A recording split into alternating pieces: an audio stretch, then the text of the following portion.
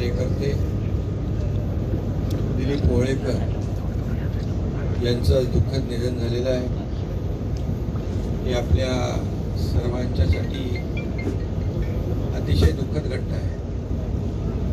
खरं म्हणजे दिलीप ओवळेकर सारखे कार्यकर्ते मिळणं फार दुर्मिळ आहे आणि आनंद दिघे साहेबांच्या अतिशय जवळचा कार्यकर्ता, कुठलंही पद नको म्हणणारा असा हा कार्यकर्ता आनंद दिघे साहेब त्याच्या मोटरसायकलवर पण बसायचे आणि हेही आपण सगळ्यांनी पाहिलंय. दिघे साहेबांचं जीवापाड प्रेम दिलीप ओवळेकर यांच्यावर होतं आणि दिघे साहेबांना सर्वस्व मानणारा हा कार्यकर्ता आज आपल्यात नाही. खरं म्हणजे मध्ये मला भेटले होते त्यावेळेस नेहमी भेटल्यानंतर त्यांचं एक वेगळं आगळं ते काही भावना प्रेम या ठिकाणी जाणवायचं. मी मुख्यमंत्री झाल्यानंतर तर एवढा आनंद त्यांना झाला होता की त्यांनी माझ्याजवळ ज्या भावना व्यक्त केल्या त्या मला आताही आठवतात.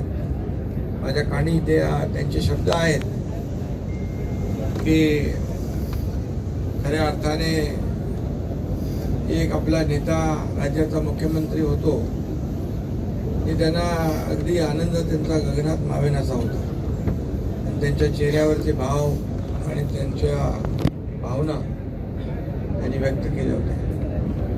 खरं म्हणजे दिलीप ओवळेकर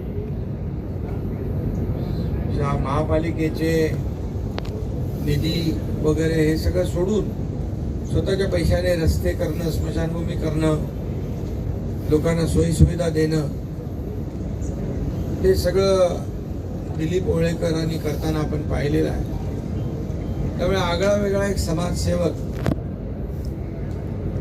दिलीप ओवळेकरांच्या रूपाने या भागाला मिळाला होता आणि काम करत असताना कुठल्याही पदाची अपेक्षा न करता काम करणारे कार्यकर्ते फार दुर्मिळ असतात आणि त्याचं जिवंत उदाहरण आपण दिलीप ओवळेकर यांच्या रूपाने पाहिलं. अगदी साधेपणाने साधी राहणी. इथं आज आपण ज्या ठिकाणी उभ्या आहोत तिथे लोकांना बोलवून लोकांना मदत करणं, राशन देणं, जीवनावश्यक वस्तू देणं, हे सगळं त्यांनी केलेलं आहे. आणि आता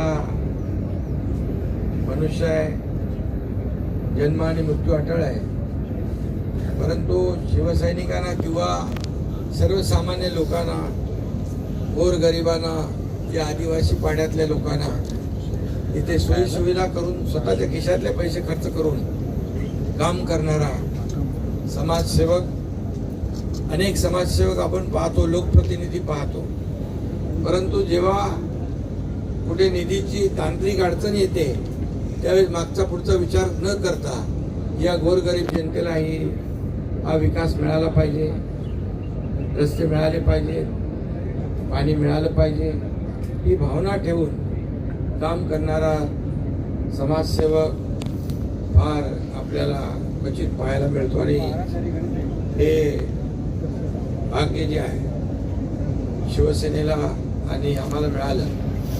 आणि म्हणून त्याचे जेवढं काही बोलता येईल तेवढं कमीच आहे. कारण मनुष्य गेला तर प्रत्येकाला आपल्याला जन्म मृत्यू अटळ आहे, परंतु माणूस किती दिवस जगला यापेक्षा कसा जगला हे फार महत्वाचं आहे. आणि कसा जगला, कुणासाठी जगला, समाजासाठी जगला हे दाखवून देण्याचं काम या ठिकाणी दिलीप ओवळेकर यांनी केलेलं आहे. आणि म्हणून सिद्धू देखील इथं त्यांच्याच पावलावर पाऊल ठेवून त्यांनी दाखवलेला आदर्श जो आहे त्याच्यावर काम करतोय. आणि म्हणूनच आज कालपासून इथे हजारो लोक त्यांच्या अंत्यदर्शनासाठी आले. हीच खरं म्हणजे त्यांच्या कामाची पोचपावती आहे. आणि म्हणून मी त्यांना शिवसेनेच्या वतीने या ठिकाणी भावपूर्ण श्रद्धांजली देत असताना त्यांची आठवण चिरंतर या ठिकाणी कायम राहील. समाजसेवक कसा असतो, एक दुसऱ्यासाठी सर्वस्व पणाला लावणारा कार्यकर्ता कसा असतो, आपल्याला काय मिळेल यापेक्षा लोकांना काय मिळेल हे देणारा कार्यकर्ता कसा असतो, हे सगळं दिलीप ओवळेकर यांनी त्यांच्या कामातून दाखवलेलं आहे. दिलीप ओवळेकर एक कार्यकर्ता नाही तर आपल्या परिवारातला एक सदस्य या भावनेने काम करायचा. आणि आज आपल्यातून दिलीप ओवळेकर गेले असतील तरी सुद्धा त्यांचं काम, त्यांचं कार्य हे कायम लोकांच्या लक्षात राहणार आहे. आणि म्हणून त्यांची आठवण चिरंतर आपल्या सगळ्यांना होत राहील. आणि या कामाची प्रेरणा इतरही लोकांना मिळेल यासाठी आपण एक स्मारक त्यांचं एक करूया. आणि जेणेकरून त्यांची आठवण कायमस्वरूपी आपल्या ठाणेकरांना होत राहील. एवढंच या प्रसंगी मी आपल्याला सांगतो. आणि असे कार्यकर्ते आपल्या दिघे साहेबांसोबत काम केलं, माझ्यासोबत काम केलं, आणि असे कार्यकर्ते मिळणं हे आपलं भाग्य असतं, दुर्मिळ असतं.